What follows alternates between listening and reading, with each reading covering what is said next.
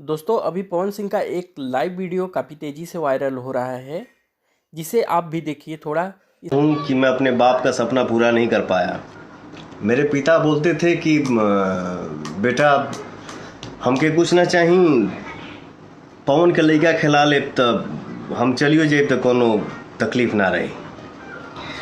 लेकिन मैं बदनसीब इंसान हूँ, बदनसीब बेटा हूँ कि मैं अपने बाप का सपना पूरा नहीं कर पाया। लेकिन हाँ, माई के सपना पूरा करब, चाहे जैसे होके। हमार माई बगल में भी है।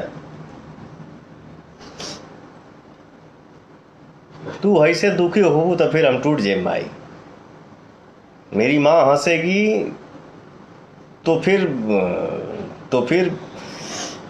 कुछ भी आएगा। तू वहीं से कमज़ोर होगू तो फिर हम तो ऐसे ही टूट जाए। हमार माई हंस दी तो फिर दुनिया का कोई भी किला तुम्हारा बेटा तोड़ देगा। और बाकी हम ज़्यादा बोली लेना, इंसान के लिए इशारा काफ़ी होता है।